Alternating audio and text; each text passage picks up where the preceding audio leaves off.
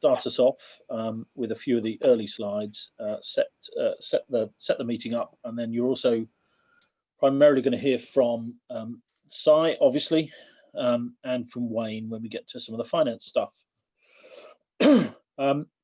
So in terms of the agenda, Si's just put that up. Thanks for that, Si. Si, did you want to just explain what the situation with the previous minutes?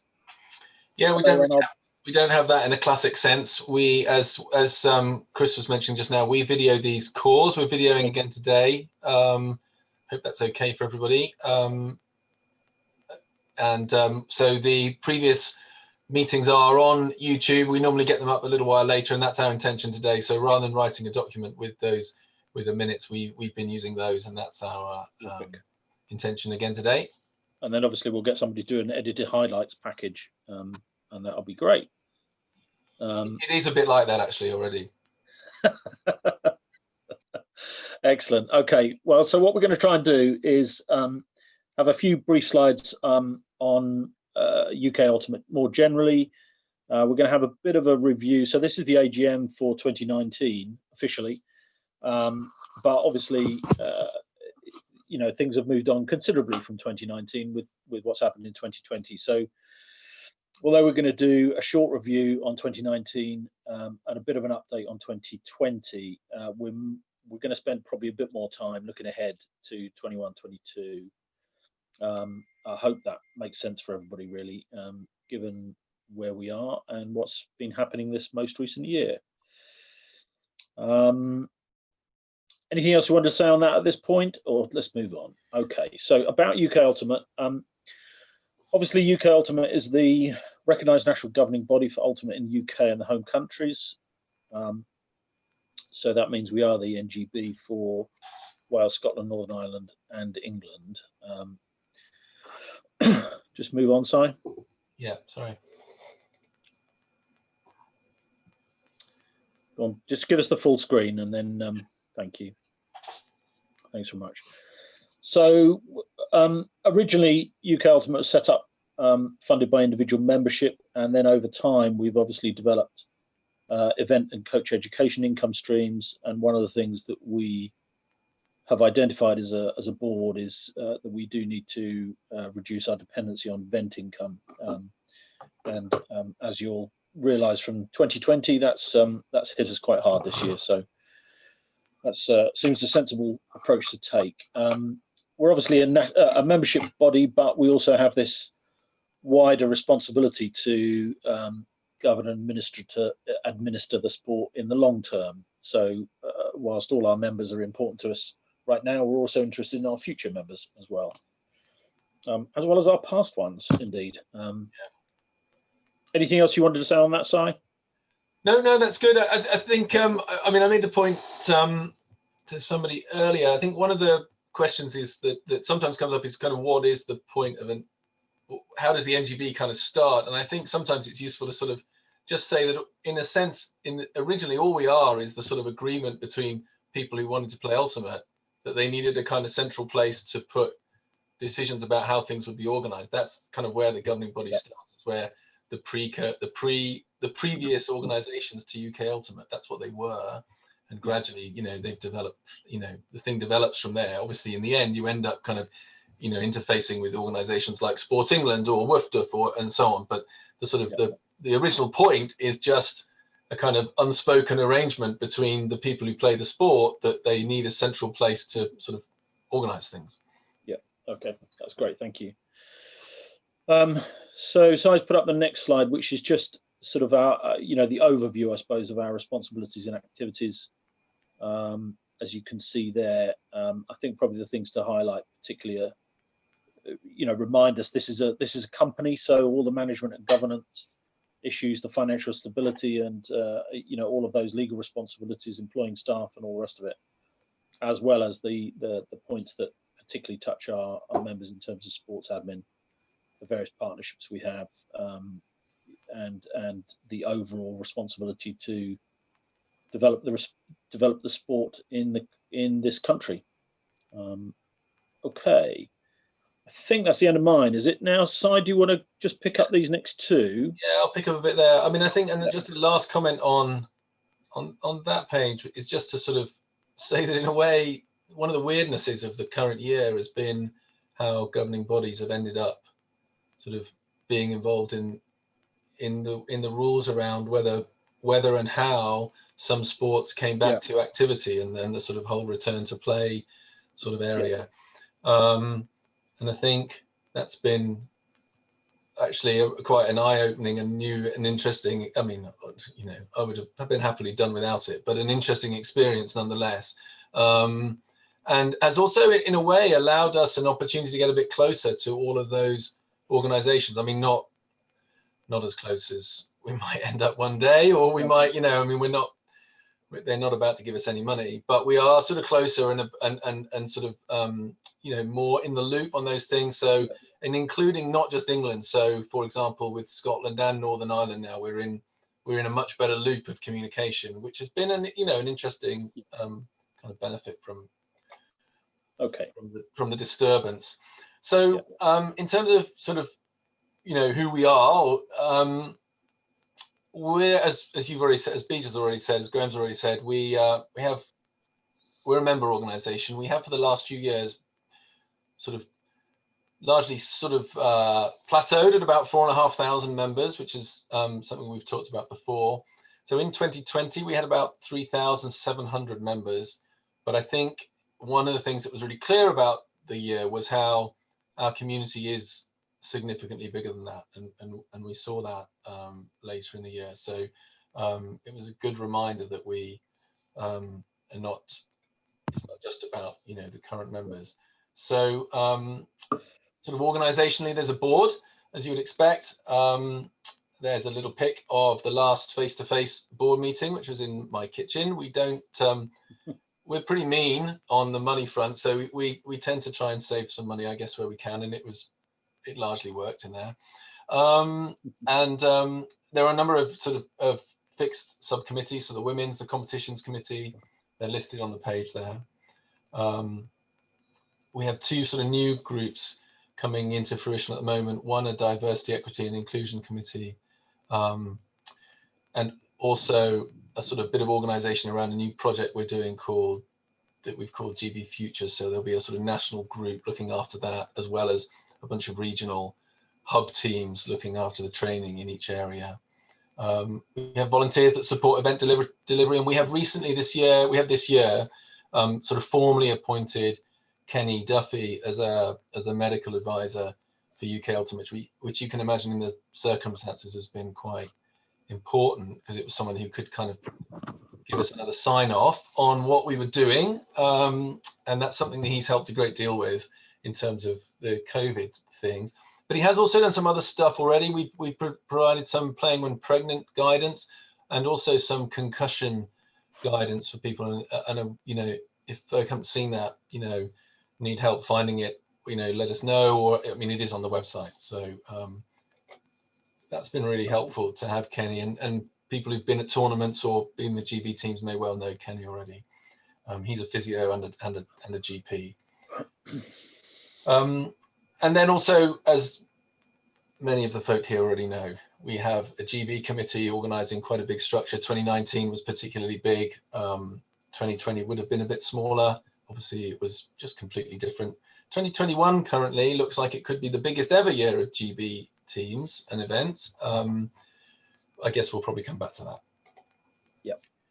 There are 6 members of staff. 2 are part-time, 4 are full-time. Obviously, 2020 looks a bit different in that respect as well, in terms of furlough and whatnot. And we, normally speaking, have contractors who help us at tournaments and with GB and so on. And there is a sort of interesting thing that I think that I would mention, taking us back to some of the comments Graham made earlier about what we do, and the responsibilities. We were investigated is the wrong word, isn't it? We were audited by HMRC during all this as well.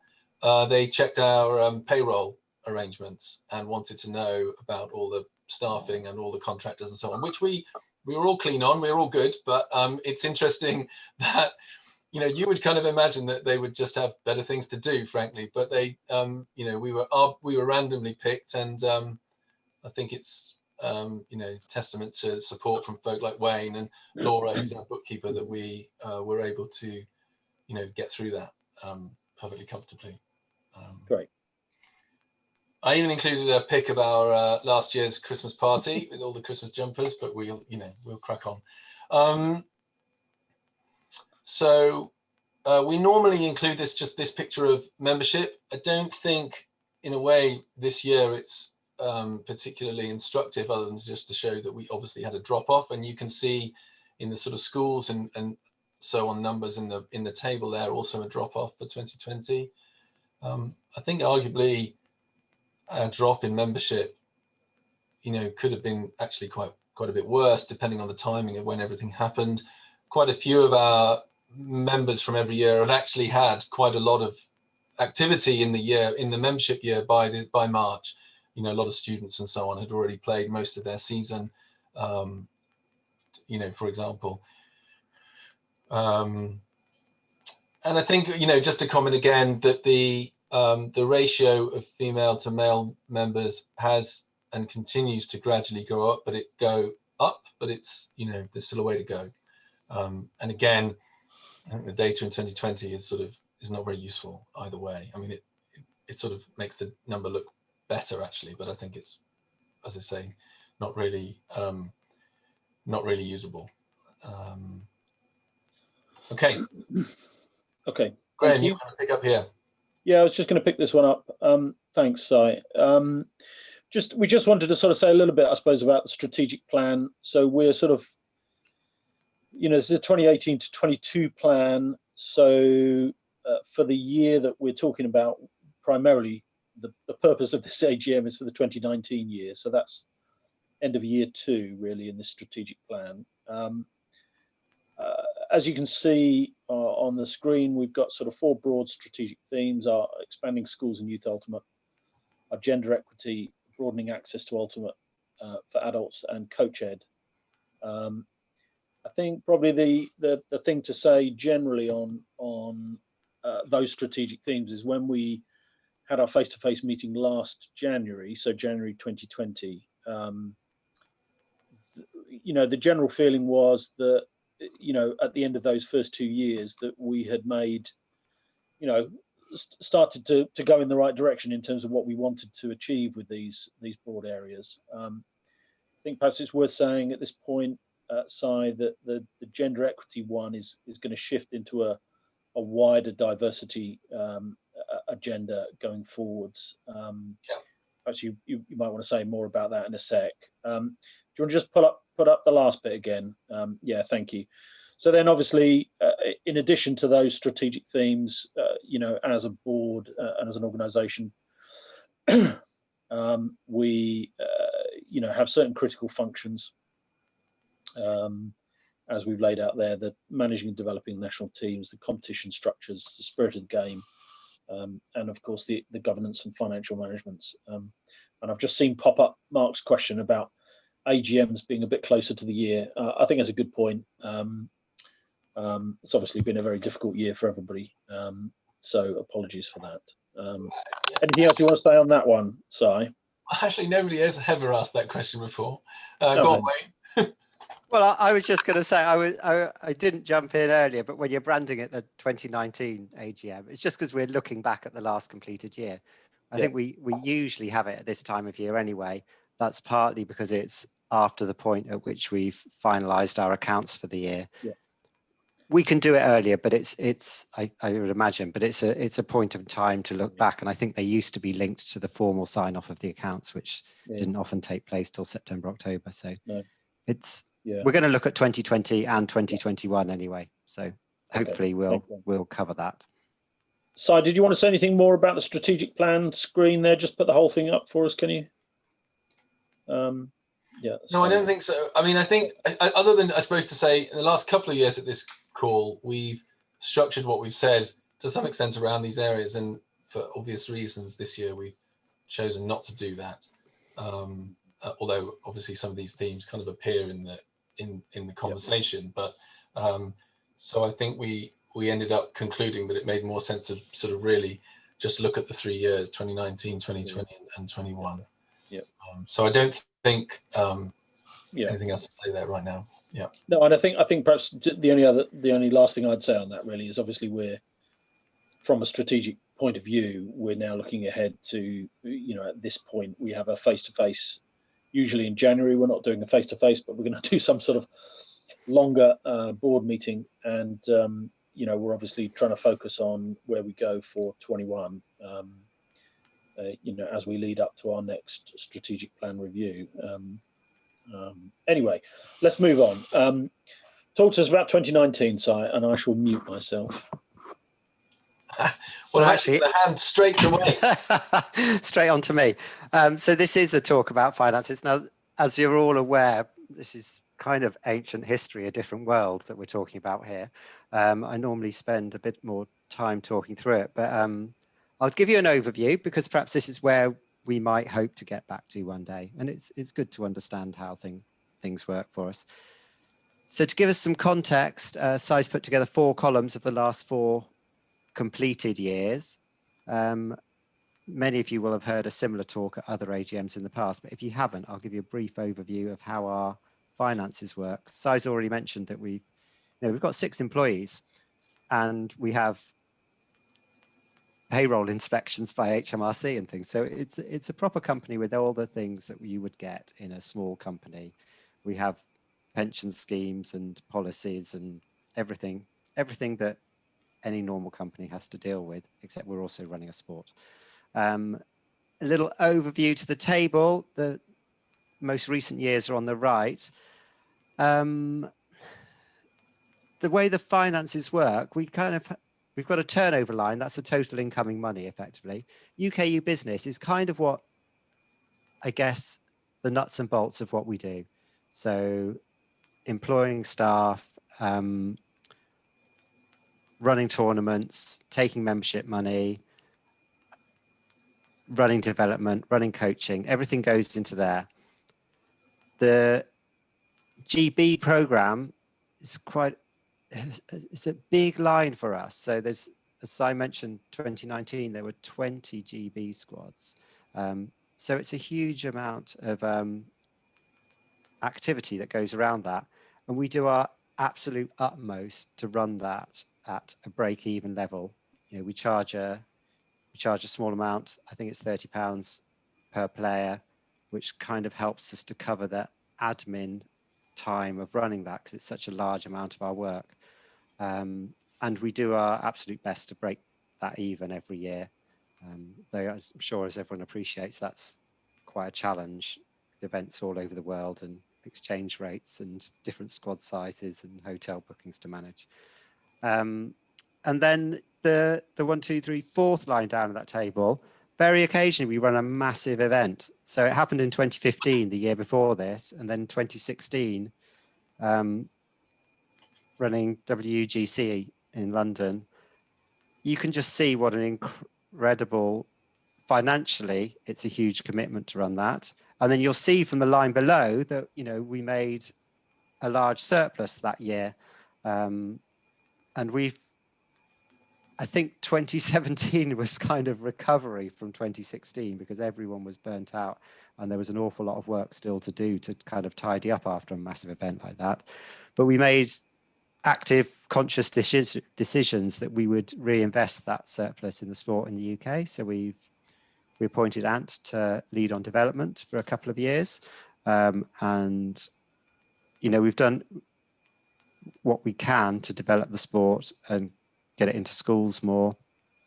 And that was a phase for 2018, 2019 with the hope, the real hope would that we would kind of become a bigger organization and be able to continue that role indefinitely. But we also have to manage ourselves for the future. It's not a role that generates much income in the short term for us. So we were aiming in 2020 to do our best to break even. And we've done various things. We make a margin on events. So in a normal year, the margin on the events covers some of those membership costs that we have of running the big team. what else do I need to cover on here? I'm just going to say, so 2019 we came out with probably a smaller deficit than we were aiming for, actually, because all the events went perfectly last year, and then we've gone into 2020 hoping to break even. See, everybody knows that has not been possible, and we'll come on to that a bit later on. But I wonder if there's any questions, I'll answer them. Otherwise, we can. Si, have I forgotten anything? There were a few things I wanted to cover there, and I'm not sure I remembered everything. No, I don't think. I think you've got that. I think you've got that all there. I think, I guess the sort of main point was to say that actually, we do rely on events, and by 2019 we had got that really kind of motoring again. And Meg's on the call actually, and that's thanks, Meg. Yeah, substantially down to Meg, and in a way, but there's a lag, right? So we recognize the problem in 2017-18, and you see the solution to that problem in 2019, because actually, when those things are working right, the events are being planned quite a way in advance. So we'd recognized an issue and put in quite a bit of work to make sure the planning on those 2019 events kind of was resolving some of the things that had developed during 2015, 16, 17. That was part of why those numbers are a bit bigger. The red numbers are a bit bigger. So thanks, Meg. Okay, we obviously, Wayne there, thanks Wayne, has talked a bit about the schools work, and as Mark has quite rightly pointed out, this is quite a while ago, but I think as we are just sort of formally just sort of reviewing 2019, I think we would just again reiterate, partly because people don't always sort of twig onto it, that we did have a pretty big push with some schools development work. We got into this to the school games, thanks in part to some pre-work that Cheska, who's also on the call, had been doing before Anthony joined. And then as Ant joined, we were joining that scheme, and we were able to really make the most of it because we had somebody dedicated to looking at that school stuff. So we had a really good first year. You can see some of those numbers there with over 3,500 people playing in school competitions in that system, a 50-50 more or less gender split in that setup, and so on. We also do have a sort of other things outside the school games where we use affiliation as a means to make contact with schools, give them some cheap discs, and try to just get a little bit of data from them about what they're doing with Ultimate. So that was all tracking relatively well. And I think going back to the themes that Graham mentioned before, that was the one where I think we've been, really making the most progress of those things. And we were looking forward to that sort of continuing and being able to sort of roll out how those school games things into, connected up with our community a bit, which we'll come back to.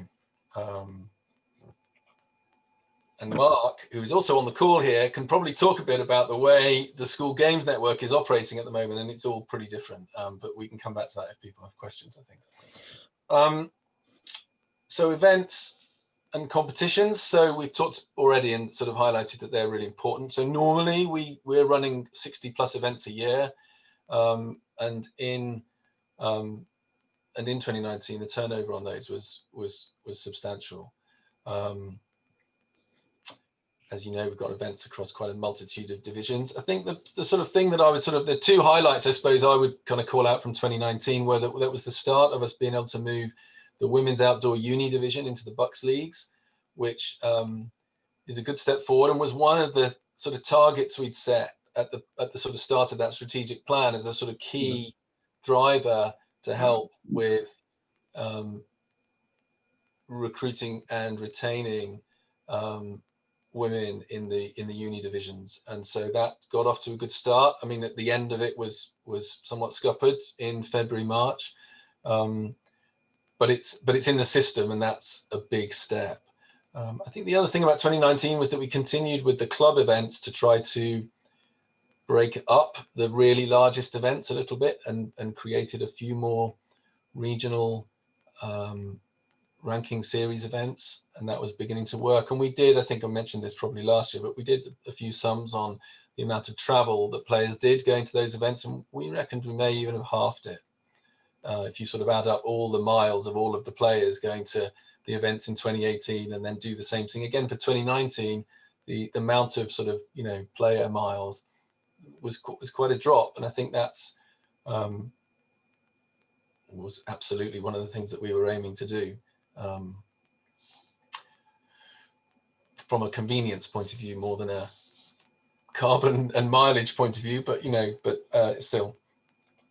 So that's the events. We mentioned that it was already a busy year for for GB, really successful as well. 5 winners across the 21 divisions and 4 other medalists, 4 Spirit of the Game winners, as well as 3 others in the top 3 for Spirit of the Game.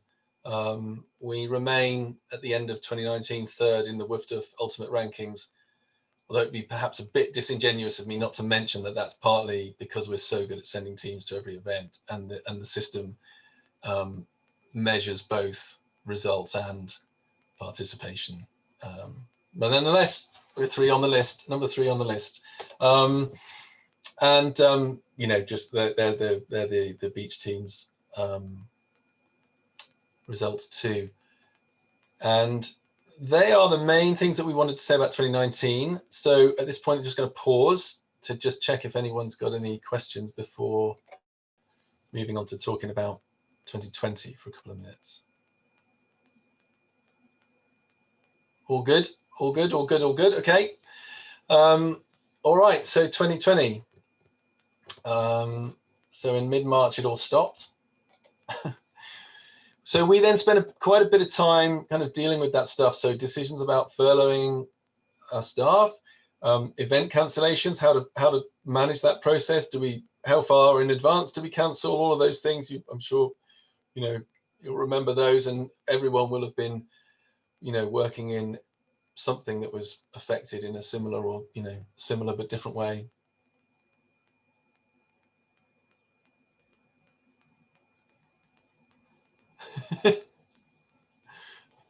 Thanks, Lucy. That's cool. Thank you. Yeah, we could do that there. I think that's the time, the GB teams, to say thanks for everyone at the UKU. I mean, yeah, that's great. And Chris in particular does an enormous, just to sort of go back. So in case you can't see the chat, Lucy's just asked, is this the time GB teams say thanks to the UKU staff and volunteers? So thanks for that. And Chris, it's a good moment to give a shout out for Chris, who worked enormously hard for all the GB teams during 2019. And actually, we probably should have mentioned this point in the finances comment about 2019, because as you would probably note from those big numbers, actually collecting that money from over 300 people is no mean feat. And we had our highest ever sort of successful collection rate, thanks significantly to everything that Chris did there. So Lucy, thanks for that, and it's an excellent point. Cool. Right.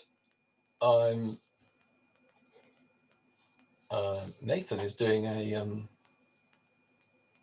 annotation, or maybe not. Anyway, right. So I was just saying. So in the so obviously in that first couple of months, we were dealing with event cancellations. We were processing the refunds. So I think we eventually got all the refunds out to almost all the teams in June. I did do one this week because not all the teams answered with their bank details straight away. But we had basically done it all by June. The GB teams situation was complicated. And actually, we've got a bit more to say about that in a sec.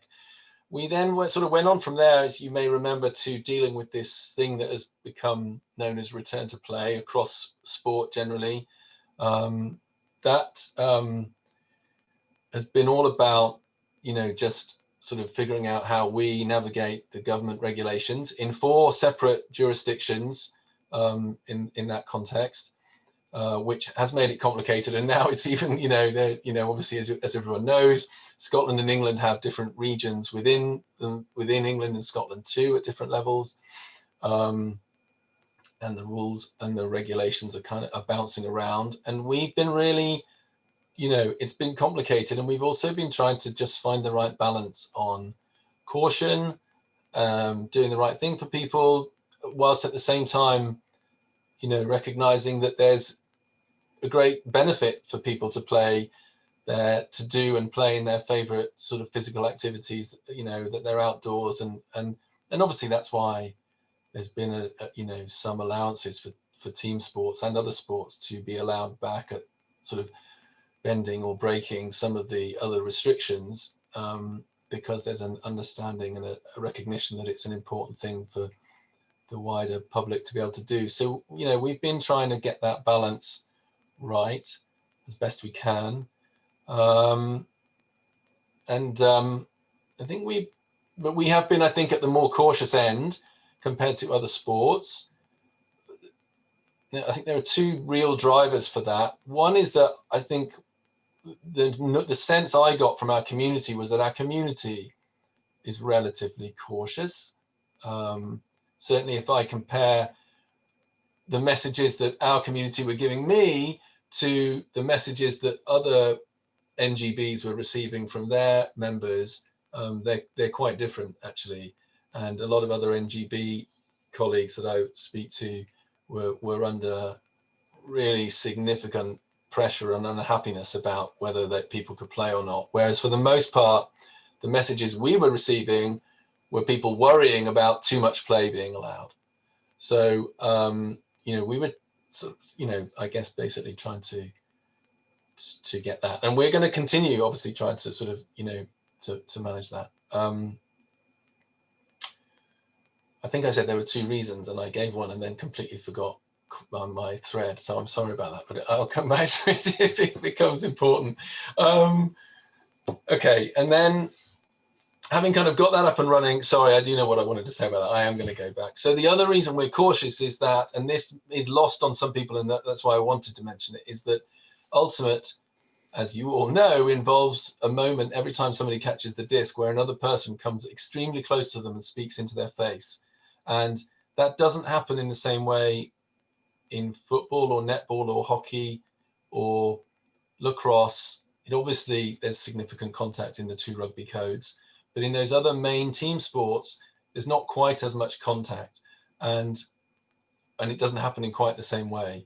And because of that very face-to-face small distance thing, we really felt we were in a slightly different place to some of those other team sports. And that's why we've got, if you've looked at what we've done, we've got that sort of stuff that we've called Phase C, where there's sort of quite substantial adaptation around the way people mark the player with the disc.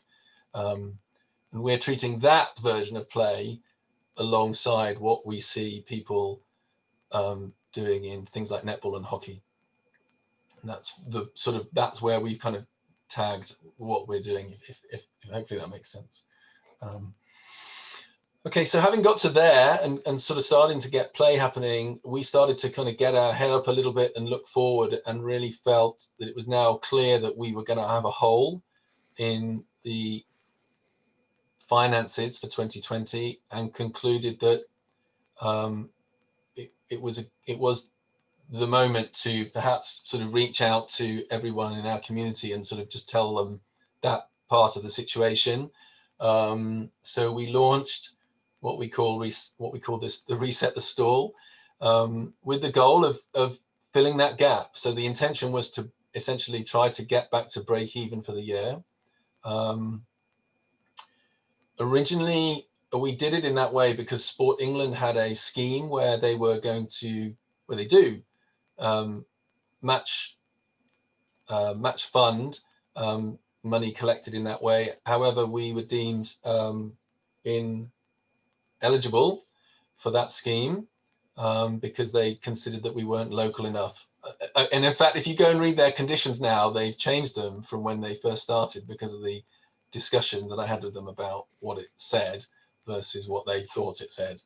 But nonetheless, sadly that meant we didn't get that. But anyway, thanks to an absolutely just breathtaking and overwhelming response from our community, we did still manage to raise an amazing £35,000.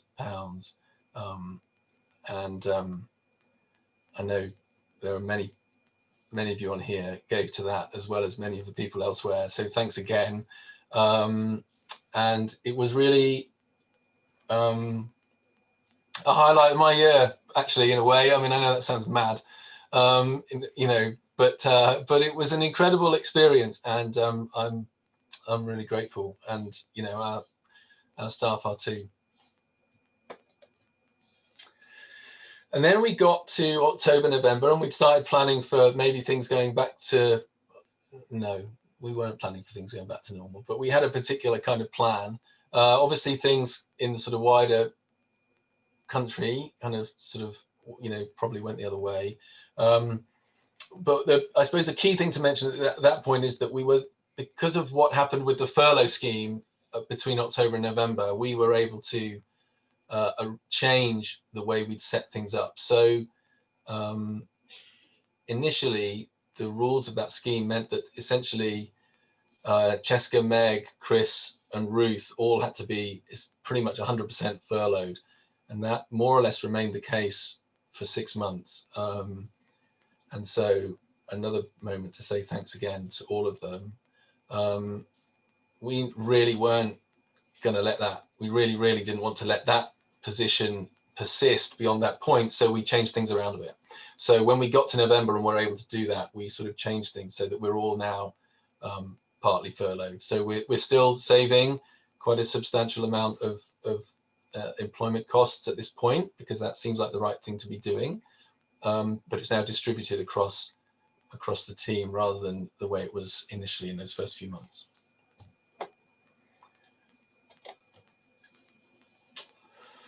And so we just, got another finance page. And Wayne, do you want to dive in on any of it? Yeah, I can do that. I guess, well, Si's touched on it. And sorry. Yeah, and many of you will, it's obvious, Ultimate stopped. Pretty well all our normal income sources stopped. Si did an amazing job, Si and the team, in kind of unpicking all those events. And I think we had a lot of support from the venues that we were booked in at. So that went as smoothly as an event, as a sort of situation like that can go, as I understand it. GB, the slide talks about it. It's more complicated. There were different tournaments. They're in a terrible state, the people who were set up for organising one of these events, and having been in that phase ourselves a few years ago, it's really hard. So we've got differing things. We don't think we're going to come out of it terribly, but they're not all fully resolved yet. Si mentioned, I think there's 3 reasons why we're still operating. Si's already talked about the reset the stall. So, and I just want to echo his thanks. It was absolutely amazing to see the community support us, the organisation, like that. And it's, without that, we'd be in a really different place today, I think. And looking forward to next year, we'd be in a really different place. And there might be some very, unpleasant decisions that we'd have to think about that would, set sport back, even if things did enable us to start playing again. We wouldn't recover. So that's been fantastic.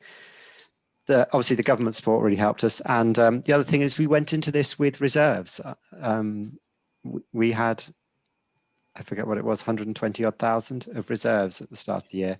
Now that's been an active decision of ours over certainly the 10 years I've been on the board, was to build reserves up. It wasn't to cover a pandemic, but there are things that go wrong from time to time. So, a massive tournament wipeout where we had to refund lots of people, or that kind of thing. We just needed to have the money, so you can always plan ahead. And we're fortunate to be in that position. We want to try and stay in that position. I think it's not our aim to go out and blow the 35,000 that everyone has contributed so kindly in a short period. That having that money there enables us to plan for the future. So we want to kind of use that to kind of retain our long-term position and keep this sport going all the way into the future. We're not going to go and spend it on a big party. I think that's kind of obvious. I think it's kind of obvious to everyone, but I think we were talking about it, and one of the things we said is one way to look at it is, and I hope people who have contributed don't take this the wrong way. It's maybe like it's going to be the last 35,000 we spend. It's getting us through this period now. If we didn't have that, trying to budget for 2021 is an absolute challenge, because everything's unknown. But without having that money there, we would have to. Yeah, well, anyway, I don't really want to go there. It's been great. So thank you, everyone. And yeah, astonishingly, thanks to that and the furlough scheme, 2020 is probably going to be break even, which is, it's done exactly, we said reset the stall, and it's done exactly that. We're back where we were at the start of the year. Doesn't mean 2021 is going to be easy. It's going to be a real challenge, but we're in a much better place than many organizations, I think, thanks to that support. Thanks, Wayne. All right. I just wanted to mention, I think, for people's understanding, a couple of things about the GB or the international events. So I think from a UK perspective, I do want to make sure that people understand that right now, with the World Ultimate and Guts Championships that happens in the Netherlands, that WUFTF has not decided yet what will happen with that. Obviously, as nobody would be expecting that, and we do expect news on that this month. All of the players in those teams do stand to lose, some money each if that event doesn't go ahead. And I don't want that. It's not a loss that, in our view, UKU is able to kind of entirely cover,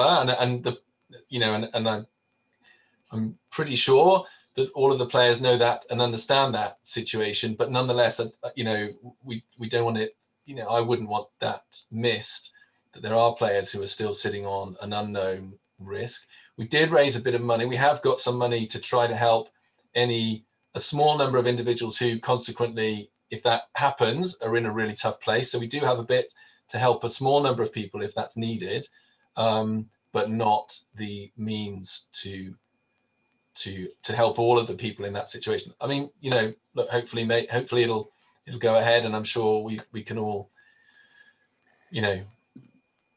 have our own opinions on how likely that is right now. And in a sense, there's not much point in speculating on it. But I did just want to mention that. And I think, in a similar note, I think people would also want to know that alongside that junior event that is was planned for Sweden, we did recover everything. We had insurance that allowed us to recover losses, but there are nations who didn't get 50% of their hotel bookings back. So there are about 10 or 11 countries around the world who have been left with a loss on those hotel things. Now, the plan is that the European under 20s this year will happen in that same venue, and those deposits will be kind of passed through to teams who then stay in those hotels.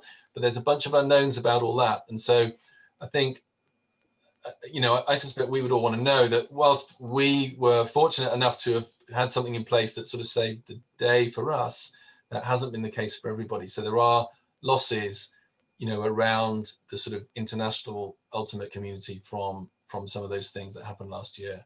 We did get, it wasn't just luck, but we did get lucky on the way that panned out.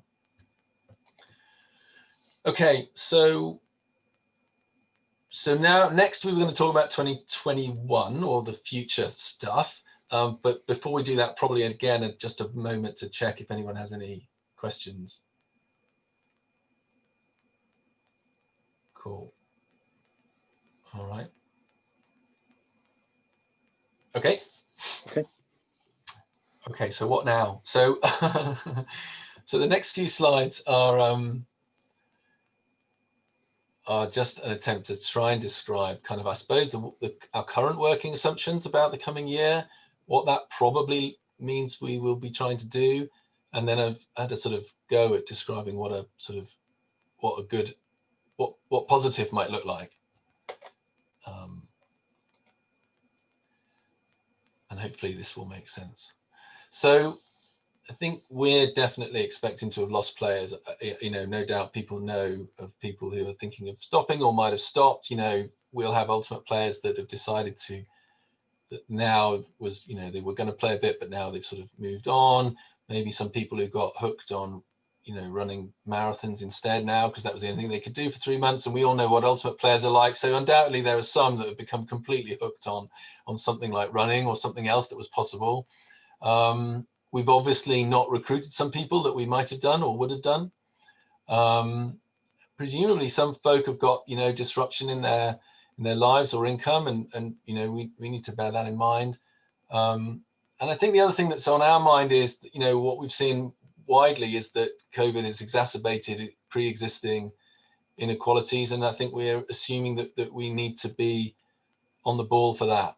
And so, we have that in mind. Dan, did you want to ask something, or you just looked like maybe you did, but maybe not? No, sorry, I was faffing about with a microphone. No worries. Competition. So I'm fairly sure that it will be possible to play fully normal ultimate. We might need to find a solution to the stall count, but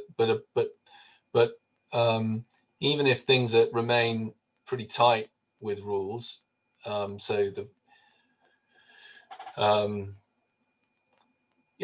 we expect to be able to play. We expect to be able to play competitively, but it's not quite so clear that sort of the old weekend events are going to be so possible so quickly. Obviously, that's really hard to know right now. What we don't have, however, is the resources or the cash to risk just planning everything like normal as if it was 2019 on the hope that we would get away with it again if we had to cancel a lot of things. So we are sort of taking the opposite approach to that. And then again, international competition, we're expecting to be even more difficult than domestic competition within individual nations. And I'm going to come back. So my idea at this point is to sort of set out our sort of assumptions and then come back to what we think that might sort of look like. So we're also assuming that we should just get our coach education online. I think that people's expectations and acceptance of meetings like this one and expecting some of this sort of material to be available has changed. It was changing anyway, of course, but it's been accelerated. And I think our take is that we should be trying to get a big chunk of our level 1 and our foundation award online. And I think we're also expecting, it's still not necessarily that easy to get into schools to do that sort of training. And, teachers aren't necessarily moving around between schools in the way that they normally do. And so I suppose, we're definitely going into 2021. We're definitely going into 2021 expecting it's not over, right? And I suspect that, most people here would sort of see it that way. And I think we're expecting that to be difficult for both the organization, but also for people in the community. And we intend to try to keep that, in mind. So in terms of the sort of lost players, we will be, from a sort of, I suppose, staff and volunteer, from an organizational point of view, we'll be continuing to prioritize what we can in terms of sharing information about the return to play, the guidance on what people can do, what they can't do. And I think trying to find that, again, sticking with that, trying to find that balance of kind of making sure people are able to play if it's possible. Going to continue to try to get people to think about playing near home, because in a way that's all you can do right now. We are in constant communication with Bucks and also Scottish Student Sport about what's possible and so on at the university level. Had quite a few situations where we've been trying to help uni clubs that are stuck. So we've been trying to get the message out to uni clubs if it's proving difficult to persuade the athletic union to let them play, to get in touch with us to see if we can help kind of unblock that. And we've been able to do a couple of times. We assume that we'll need to be trying to do more things to connect people between clubs and unis, and clubs in general within a particular area. It's been quite handy that we've been trying to collect more data, and I think given that we expect to lost players, we expect to have lost players. I think we're going to be trying to continue to get information out of clubs and teams about what they're doing, how many people there are, and so on. And that's been it's been useful so far, and certainly in our my conversations with Kenny about our sort of medical plans, being able to say, well, I can tell you that these clubs in this area are doing this and so on is really helpful and reassuring from his point of view. And so we intend to keep doing that. I imagine people will want to know what we're thinking we're going to try to do. I mean, in terms of competition, we talked a little while ago about trying to encourage a kind of challenge league. We're definitely going to be trying to get clubs to play just their neighbouring clubs, or perhaps even travel further for matches. But certainly trying to encourage people to meet, just 1 or 2 teams, or possibly 3 or 4 teams. But certainly keeping the kind of meet simple and relatively low in numbers, and also probably just one day. So because that helps minimize all sorts of the risks, and I think we remain fairly concerned about what happens if you bring 1,000 people to one place, and although the regulations potentially even now allow it, I don't think that necessarily means it's a particularly good idea, and even doing it would have quite a lot of additional cost and implications that we probably are not well placed to meet. So we'll certainly be pushing that. We're quite a way into investigating, and probably it is my expectation that we'll switch the old ranking system that was based on tournament results into a system that works on game by game results, and that we'll retain that, so that the individual games can count for rankings in just the same way as people going to a tournament and playing individual games at the tournament. And so we're expecting, I think, now to switch to that for the long term. And that, I think certainly my hope is that will lead us to a place where the 2 systems can live alongside each other in the future, and that we're not stuck only with weekend events, and that this situation kind of enables a bit of a move in that direction. We are determined to run the club nationals. We're also keeping an eye on whether we can do a uni nationals and a schools nationals. So having said we won't do any events, we're not saying we won't do any events, but we're just saying they're unlikely, and those are the 3 that we're likely to prioritize. Even if events remain impossible, we will, at least with the clubs, we will run a national championships, even if it involves us kind of managing a series of individual matches 2 weeks apart. We're certainly intending to do that. I mean, we're not assuming, of course, that every club will want to be involved in a thing that looks that different, but I think plenty will, and I think there'll be a way to make it work.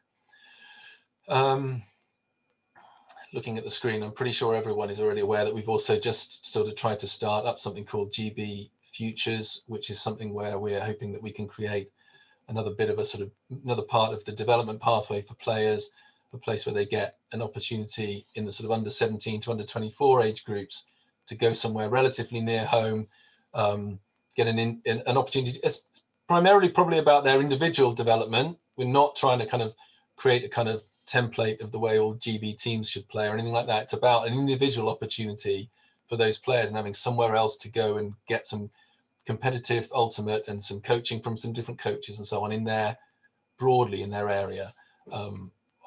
Certainly, it's part of a development pathway, talent pathway for players, but it isn't just about GB. It's as much about trying to create an opportunity for players as anything else. We're pushing along on trying to get our coach education online, as I've mentioned. We've got a deliverable on that this week, so we'll definitely be a bit further along by the end of next week. And obviously, the goal really is that we just get growth out in the coach education delivery as a result of moving it online. And I think there's every reason to think that will work. We've got some interesting ideas about how I think that situation might also change the kind of the pricing model for the way we do some of those things, which hopefully will increase accessibility both for teachers and for members of our community. And although these things don't necessarily directly impact the number of people playing and what they're doing, I think we obviously do need to keep an eye on some things. So we've already talked a bit about trying to take action from a diversity and inclusion point of view. Fauzia Mahmood on the board has been leading some of that work and doing some work on that during 2020. We're just in the last few days of recruiting to the committee that I've mentioned there, and hopefully that group will then be able to get going on in the new year on sort of setting out priorities, as well as gathering, you know, more understanding from the community of what we need to do and what we should be doing. We would have done something with the way the website looks in 2020 if something else hadn't happened. So, but we clearly do have to do it. And, you know, I'm sure folk look at it sometimes and sort of bury their head in their hands, but I guarantee you that you don't do it as much as Chris or Meg or Cheska or I do. We know it's not where it needs to be, but we have just had to prioritize other things. I mean, it probably hasn't escaped your notice that we've got a new logo. I quite like it, so I keep putting it on things. And they're all part of a kind of connected sort of long-term piece of work that was going on, and the website was always part of that, and it did just get kicked down the road. Hopefully, you know, you can understand why. And then, you know, we've got this financial risk problem as well to deal with. So I'm trying to sort of picture this balancing act of minimizing cost and risk, a kind of take what you're given sort of, you know, frisbee, kind of classic frisbee thing. But, you know, there are things that we are going to be allowed to do, and we should try and focus people's attention there. We're going to be trying to do that. We are an employer, and we take very seriously the welfare of the people who work for the company. That's part of the balancing act. We do need to be kind of ready and flexible, because things probably will open up during the year. We don't know when. We certainly are beginning to think about that sort of indoor bit of October to December, because you do need to get ready early on those things, and they're important. And there's a reasonable chance that might be, we might be able to do tournaments by then, and I think we're really looking at that. We are assuming, from this sort of flexibility point of view, that if outdoor events become possible, we will do some, but we'll do some in a kind of quick way. So it'll be old style, you know, putting the event together quickly, getting the entries quickly, you know, writing the schedule on a piece of paper on Saturday morning. No, not that bad, but it will be rough and ready, because we think that people will be keen to do it and so on. So we're not planning that those events will be possible, but we will be obviously thinking about it and keeping it in mind. And if it becomes possible to do some, you know, we've got lots of contacts in all sorts of venues all around the country, and we'll be calling them up and trying to get fields and booking them in and so on. And I guess the last bit is, you know, is to just try to take disruption and turn it into some good changes. And I think in particular, the two good changes that I would highlight are getting our Coach Ed online and sort of significantly bumping up the accessibility of those things, and trying to get closer to more Ultimate being played locally for people and in short bursts, people who can go and play 1 game, 2 games, etc. And then I'm nearly there, because I'm aware we've talked on, haven't we? So what does it look like if it's good? And obviously it would be great. I mean, you know, let's just ignore the vaccine is brilliant and everyone's fine. I'm not talking about that. That's, I think, really clear. But just what does it look like in with what we're dealing with a good year? So I think we limit the losses in player numbers. We limit the financial loss. And having looked at the numbers, even a good year is probably, you know, is in the sort of 20, 30, 40K a loss. That would be good for the year we're looking at, I think. As I've just said, sort of strengthening that idea of people playing closer to home in less weekend long sort of formats. We do get those national competitions played out one way or another, by hook or by crook. We get that growth in the coaching, and we get the progress on the diversity work, and also we can all look at the website without putting our head in our hands. Oh, and better than that, you know, better than that. We look at the website and we feel good. So, and I, you know, I guess that's simplistic, but that's the kind of thing I think that we're aiming at. And so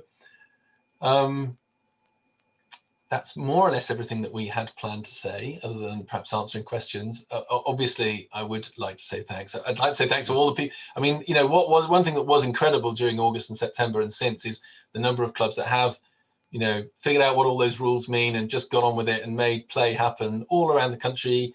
All sorts of clubs, uni clubs, kind of pickup groups that contacted us and, you know, turned themselves into clubs, kind of created a constitution and sorted that out. Our community as a whole, you know, I know all of you, but I mean, even wider than that, it's we've been amazingly supported. You know, I don't think I've had more than 2 or 3 sort of slightly grumbly emails from members in the entire sort of 8 months. You know, people have been amazingly supportive. You know, and mostly those have just been, they didn't quite understand something, you know, so it's been really brilliant. And so that's it. I just want to say thanks. And then I saw Mark's question. Yeah. Thank you very much, Si and Wayne, for taking us through all that. So yeah, there's just an opportunity for some questions. Mark's asked one in relation to the website, just about moving up the agenda. You want to say something more about that, Si? I mean, I'm definitely calling it out with the apps. You know, I don't want to be in the same place next year, Mark. You know, I mean, the only way of really moving up the agenda is to spend the money that we don't have on it. And maybe that's what we will decide to do. There is a bit of a conversation about that in the board going on. I think that we not quite there yet on spending that money. I mean, one thing I didn't mention was that we are probably, you know, we may well use one of the bounce back loans from the government to sort of try to give ourselves a bit more cash flow security, because the terms of those things are very good. And maybe that makes that conversation, maybe that moves the balance of that conversation, but it is high up the list. I can't really. Can I just jump in? Yeah, sure. I guess I think one of the key things is that we don't want to rush to do something that isn't what we quite want it to do. So we don't want to, like, if we do spend money on it, we don't want it to be for like a half job that ends up being, we wish we just waited a bit longer, or, you know, looked for the right funding stream, that sort of thing. So that's what I want to say, really. Yeah. Thank you. And to, you know, there are a couple of questions there about whether there are people who would help. So I think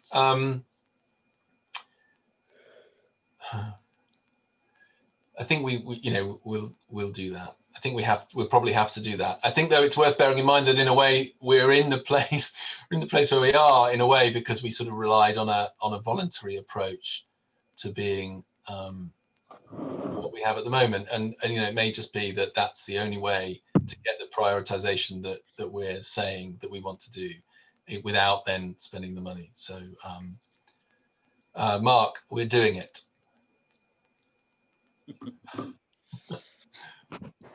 Okay. We Anybody got any other questions coming through? Have you seen anything else, Chris, come through that we haven't picked up already? Feel free to put something in the chat, or I don't know if people can unmute themselves and just they are able launch in.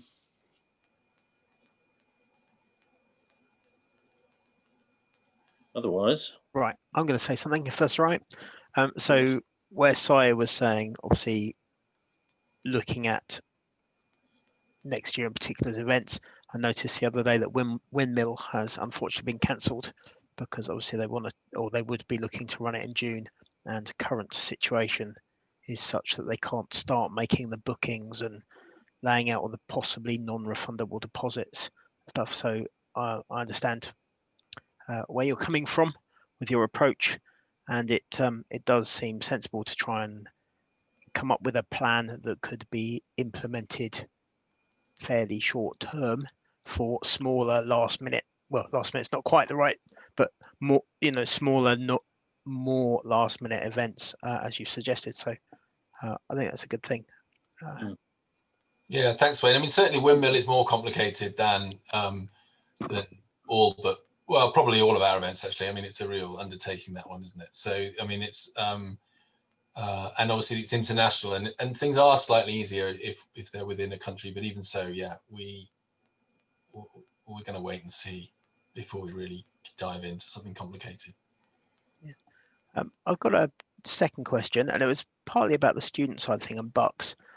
A little while ago, I saw that Bucks were planning on announcing some fixtures for the ultimate thing, probably at the end of November. Is it then the change in the COVID situation again that has prevented that from happening, or are they just not communicating it very well?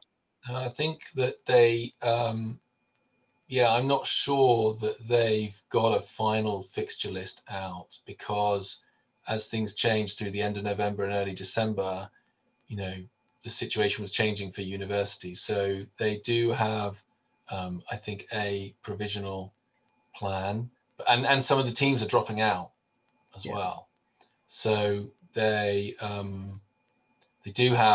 working on those things, but I think that the sands are shifting so quickly that they don't have everything published in terms of a fixture list. They did at one point have a sort of provisional fixture plan, but I think that the leagues have just changed again. I mean, late on Friday, I got another email with another update on kind of the latest set of teams, and definitely some have dropped out. So I think they are just juggling a lot of moving parts, and across all. And again, obviously, as you can imagine, like across all the sports, which ones will play, which ones won't. I mean, we're probably going to face a question at some point as to whether it's acceptable for those unis to play or attempt to play under those Phase C regulations, on those changes on the force. Will they want to do that? Is it even, or will Bucks negotiate some sort of extra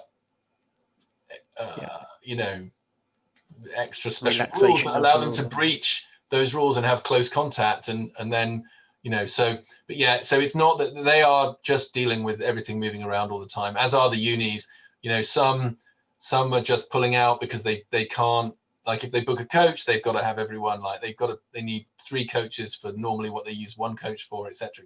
So it's just all of that.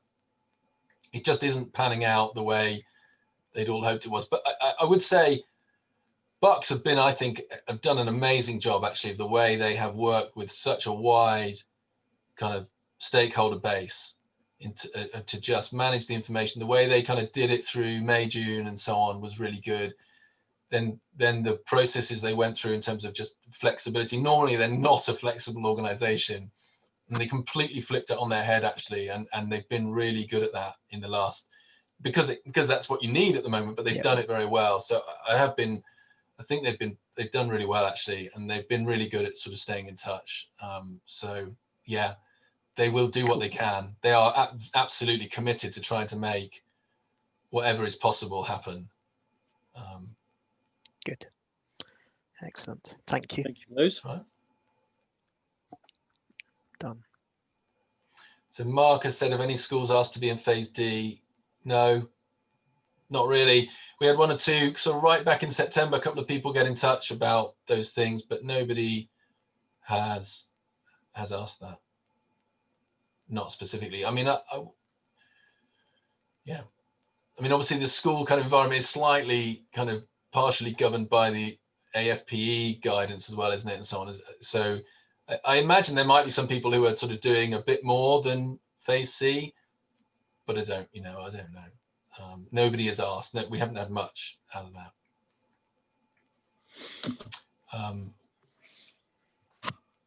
Okay. Lovely. Hey.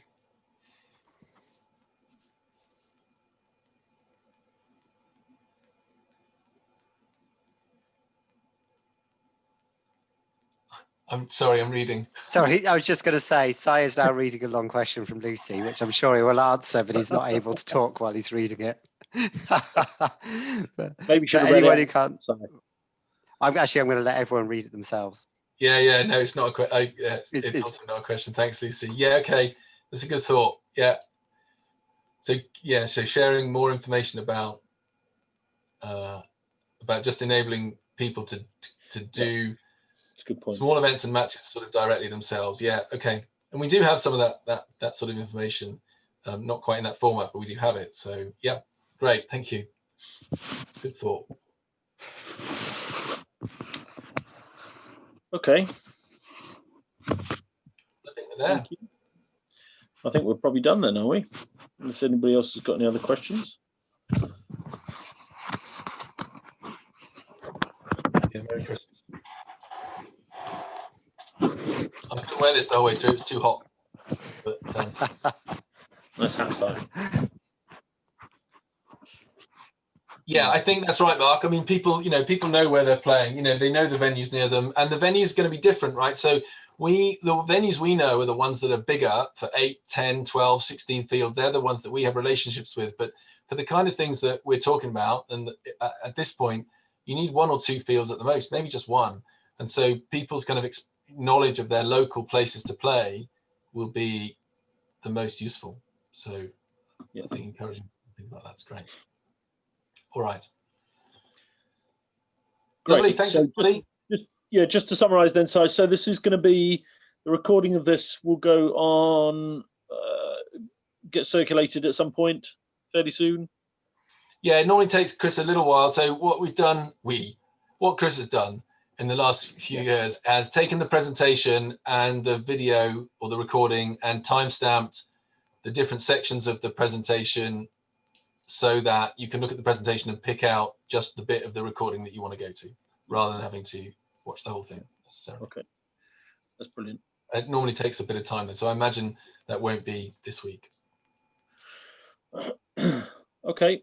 Well, thanks very much for everyone for coming. And I'd echo the comment that Willis has just put into thanks to all the staff that we have for all of their efforts in a very difficult time for them as well individually. So thank you. Yeah. To Sai and Meg and Chris and Cheska and Ruth. Have I forgotten anybody? Laura. Indeed. Thank you to all of them. Okay, folks. I think that's it, isn't it? I think we're there. Yeah. Take care, everyone. Yeah. See you all soon. Thanks for coming as well. Thank you. Yeah. Bye, everyone. Thanks for dialing in. Bye. Cheers. Bye. Bye.